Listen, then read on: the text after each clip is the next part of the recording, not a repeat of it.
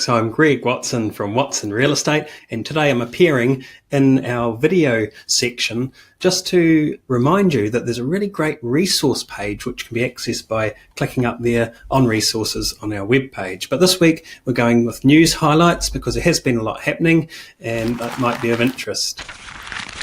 I'll just move myself down a little. Over here. Great. Now, landlords may face fines. Well, that's not a groundbreaking one, but it's this article released by Stuff on the 22nd of January is just reminding us that the new Residential Tenancies Act comes into effect on the 1st of July 2019. And what they're a little bit concerned about are that landlords who fail to comply with the new regulations will face a fine of up to $4,000. And what are they talking about here? They're talking about insulation. Now, it's estimated by the Insulation Association of New Zealand that there are still 170,000 rental properties nationwide that need a top-up to comply. Now, being a little bit of a nerd, I decided to do some maths on my notepad here, which tells me that we've got 889 days to comply, which sounds like lots of time. Let's just divide that between the 170,000 homes, and they're going to have to be insulating in New Zealand 191 homes per day. Now, can they manage that? We'll have to wait and see, but don't delay getting insulation on your rental property, because if you miss out, these fines of $4,000 will be dished out to make examples of people. Don't be caught with that.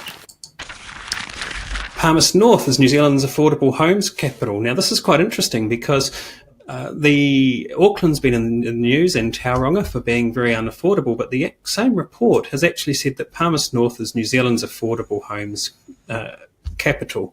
So that's great. And probably the main point to take away from this is it's possible to grab a good home for under $350. You'd better believe it.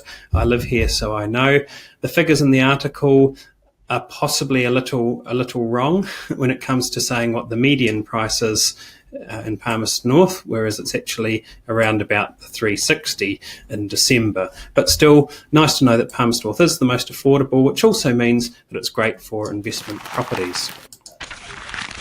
Here's one that was interesting in the space of landlord and tenant matters. And be very careful of this one.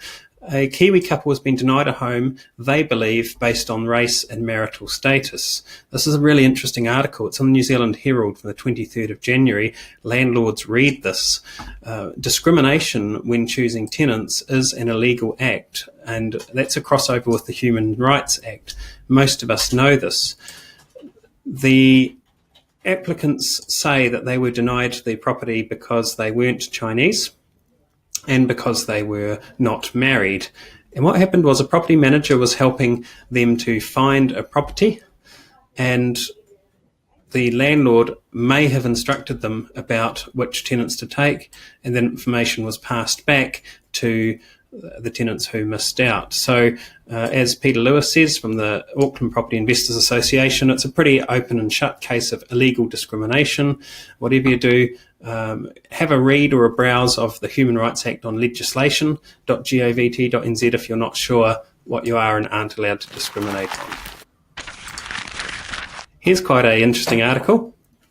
Takaka Hill, if you're familiar with that, north of Nelson, is a bit of a killer hill if you've ever driven over it. And this house, this little wee house here, was up on the hill there.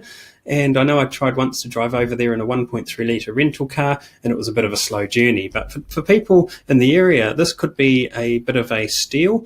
It's for sale. It is derelict. But in saying that, it's got a really interesting history, this piece of land for helping travellers. Now, it's several hectares, and I think it's around about, here it is, the remaining 9 hectares for about $375,000. So if you want to investigate that, feel free.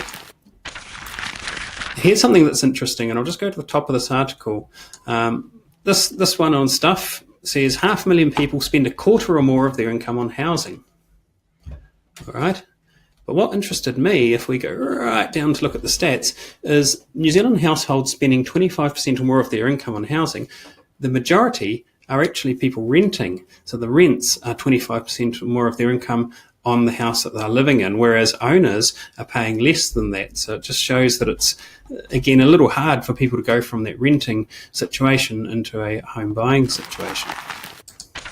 folks in Luverne, or at least some of the folks, have been just sent letters to say your property may be in the way of the new highway. And this is to do with the bypass of Luverne on State Highway 1.